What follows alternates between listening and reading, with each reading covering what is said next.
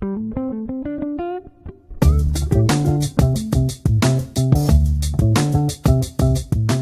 guys, I'm Bobby Rio, this is Rob Judge, and we've got a very important video for you today because we want to get to the heart of the matter. Both of us have been coaching, dating, and attraction advice for about 7-8 years now. And one of the things that we always get from guys is, well, like, how do I make a girl really like me? How do I get her to fall in love with me? And what I want to challenge you to do right now as you're watching this is I want you and us together to reverse engineer this idea of getting someone to fall in love with you, because I think by doing that, you're going to get to see how it actually happens. And when you know how it happens, it's a lot easier to know what you need to do, what steps you need to take on the other person. So what I want you to think about right now is the last time that you really fell for a girl, like where you started to get obsessed with her, where you started like knowing like, oh shit, I think I'm in love with this girl, like I have feelings for her, and like you can't, what is it? Like, what was the sign? Like, when did you know? The sign that 90% of guys and 95% of women first realize that they're in love with someone is when they can't stop thinking about them. When they find themselves talking about them to their friends. Yeah, and that's a thing. I mean, Bobby and I coach a lot of guys, and a lot of these guys, when they come into these coaching calls, they come into a coaching session, or even if they come on a live program, a lot of the times they're there because they're motivated by one girl. But it's one girl they can't get out of their mind. And to think about how much effort and how much just time and energy they're putting into that one girl, if they're coming on, they're coming to us to get coaching on that. And I'm sure, and again, I totally sympathize with those guys because I was there too. There have been girls, and I think love is a strong word. Some guys, again, we can define it however we want, but sometimes it's just this infatuation. We just want to know. We're just thinking about her all the time. You just find yourself constantly just, like the thought of her, just like you can't go on with your day unless you're thinking about her. Like every moment you're like checking your phone, you're slipping your name into conversations, even talking to people who didn't even. I remember like one time, like when I was like fully like infatuated with a girl, I was like crossing First Avenue next to some old lady, and I somehow ended up in a conversation talking about the girl I was infatuated with. It's amazing how their name and just the thought of them just slips in, it kind of permeates into your entire life. Yeah, you know what it is the first ingredient of love, and this is very important to understand, is to create this psychic tension in the other person's mind. And what I mean by psychic tension is it's a tension. So much that the only way to relieve it is to want to see the person, because you're thinking about them, you're talking about them, you're playing conversations in your mind, you're analyzing them, you're possibly on Google going, what did it mean when she, or you're on a dating forum going, she sent me this text, what do you think it means? Like, that is psychic tension, and that's the first ingredient in love. Now, here's the kicker. Here's the kick in the balls. The kick in the balls is that most guys do everything to relieve that tension as quickly as possible in her mind. Because as a guy, our natural philosophy is, I need to let her know. I need to give her certainty. She needs to know how I feel. She needs to know that, like, this is real. And we do things like being super available, for instance. Like, we're afraid if she asks us to hang out, we're afraid to say, no, I can't hang out this weekend because it's going to put doubt in her mind, right? We're afraid that if we don't text her back right away, it's going to put doubt in her mind.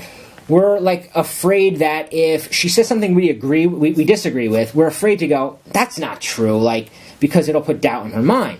But here's the kicker. That doubt is what she needs, because that doubt gives her things to think about. And this is a writer-downer. If you can get a girl thinking about you when you're not around, you can make her fall in love with you. That is such, again, I mean, it's just such like wise words have never been spoken, because from like modern dating, that's the thing. It's that so much of love and infatuation and attraction happens when you're not even there. It's herself projecting an image. And again, I challenge you, think about a girl that maybe like you met her, you were just kind of like so-so on her, and then suddenly she did something, or there was some kind of uncertainty uncertainty or there's something you wanted to know more about her, and suddenly you could not stop thinking about this girl. I mean, I know myself, like there have been girls that when I first went on a couple dates with them, I was like, oh yeah, she's cool, she's all right. And then suddenly, because maybe she pulls back, and again, I've coached clients that have had girls do this to them, where suddenly they just encapsulate every thought in your mind, that you just cannot stop thinking about them, that that the amount of like mental space they occupy is just so astronomical, you can't help but fall in love with them.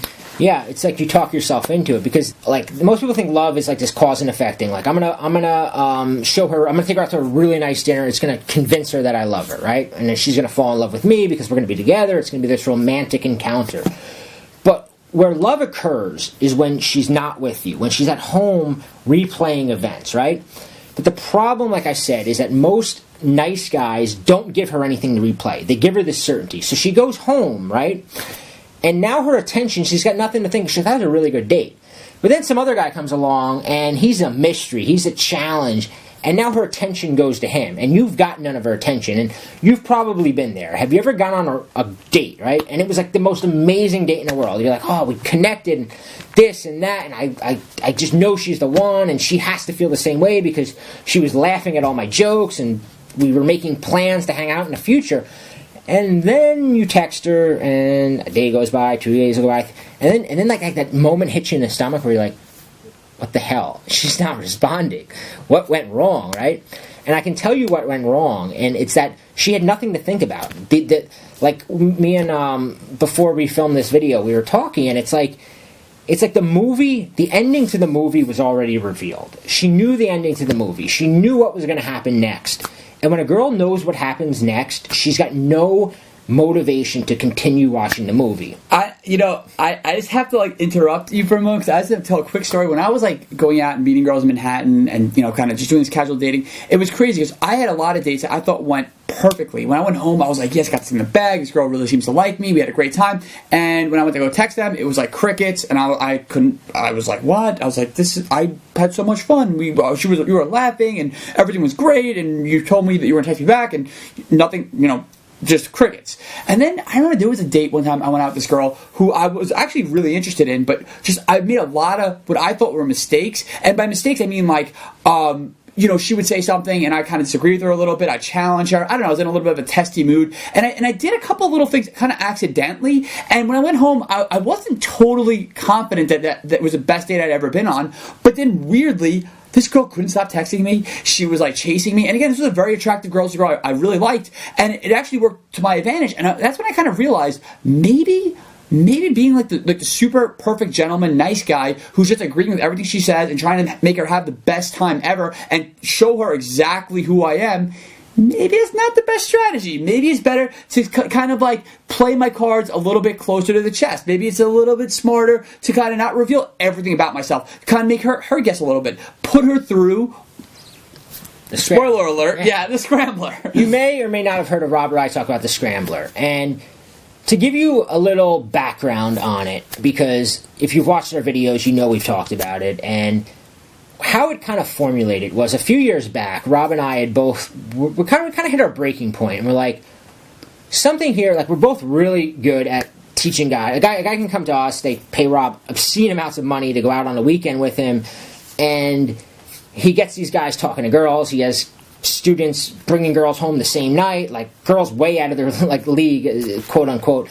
And yet the thing that his students struggled with, and things that I noticed was happening with my students as I got them better with flirting and conversation, was when they met that one girl they really wanted, shit just hit the fan. Like it just didn't work out.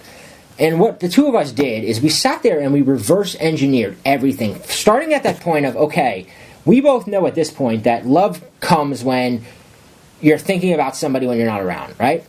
So what can you do to get her thinking about you constantly when you're not around? Like, that's the end game. The end game is not, I'm going to show her how much I like her. It's, I'm going to do everything I can that leaves little breadcrumbs that when she's home lead back to me. Every thought leads back to me. And what we discovered was that there was a handful of weapons And these weapons, when you they're like little time bombs that you plant when you're with her. Because now you're giving her things. It's a strategy. And some people say, oh, that's you're manipulating, or you're being too calculating. But my thing is that if you go and you say, I'm going to buy a girl flowers, you're calculating. You're thinking, I'm buying her flowers because I want a certain result. Problem is, when you buy a girl flowers, you're not going to ever get that result that you want. When you do the things that we teach in the video below and in the Scrambler, you're doing the same thing. You're being just as calculated as buying her flowers or taking her out to a fancy dinner, except what you're doing actually gets you the results you want. When she's home, and when she's with her friends, and when she's at work, her mind is going to be like a magnet, and it's going to be continually drawn to you. So I suggest that you check out the video below, and we go into a little bit more detail. We talk about some of these weapons, the 4 horsemen of the chase. And that is the ultimate secret to getting a girl to fall in love with you. Write it down. If you can make a girl think about you when you're not around, you can make her fall in love with you. And then watch the video.